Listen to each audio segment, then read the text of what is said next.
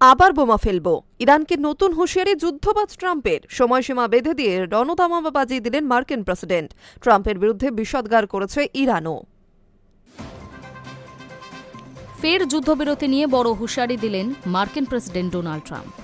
জানিয়ে দিলেন, আগামী বুধবারের মধ্যে যদি শান্তি চুক্তি না হয় তাহলে ফের তেহরানে বোমা ফেলবে মার্কিন বায়ুসেনা। যার অর্থ তিনি পরিষ্কার করে দিলেন, ফের মধ্যপ্রাচ্যে যুদ্ধের দামামা বাজাতে চলেছে আমেরিকা। শুক্রবার মার্কিন বায়ুসেনার বিমানে অ্যারিজোনা থেকে ওয়াশিংটনে ফেরার সময় সাংবাদিকদের সঙ্গে কথা বলেছিলেন ট্রাম্প।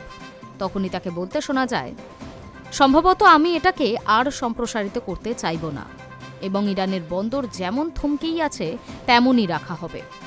যদি সেটাই থাকে তাহলে আমরা বোমা ফেলা শুরু করব আবার।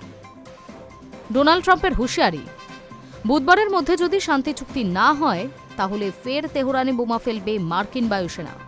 যার অর্থ তিনি পরিষ্কার করে দিলেন, ফের মধ্যপ্রাচ্যে যুদ্ধের দামামা বাজাতে চলেছে আমেরিকা। আগামী ২১শে এপ্রিল শেষ হচ্ছে সাময়িক যুদ্ধবিরতির মেয়াদ।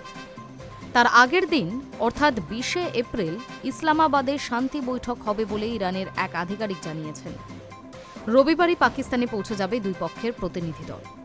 গত ১১ই এপ্রিল ইসলামাবাদে শান্তি বৈঠকে বসে দুই দেশ। মার্কিন ভাইস প্রেসিডেন্ট জেডি ভান্স এবং ইরানের স্পিকার মোহাম্মদ বাঘের ঘালিবাফ আলোচনায় বসেন। ২১ ঘণ্টা ধরে আলোচনা চলে দুই পক্ষের মধ্যে, তবে তাতে কোনো ফল হয়নি। এবার সংঘর্ষ বিরতির মেয়াদ ফুরানোর ঠিক আগের দিন আলোচনায় বসছে দুই দেশ। সমাধান সূত্র না মিললে আবারও যুদ্ধ শুরু হয়ে যেতে পারে বলেই মনে করা হচ্ছে। সেই আশঙ্কাকে আরও বাড়িয়ে তুলল ট্রাম্পের সাম্প্রতিক হুঁশিয়ারি। এদিকে ইরান যুদ্ধের জেরে মাসাধিক কাল যাবৎ অবরুদ্ধ ছিল হরমুজ প্রণালী। জ্বালানি সংকটে ভুগেছে গোটা পৃথিবী। এই পরিস্থিতিতে শুক্রবার হরমুজ সমস্ত বাণিজ্যিক জাহাজের জন্য খুলে দেওয়ার ঘোষণা করে ইরান।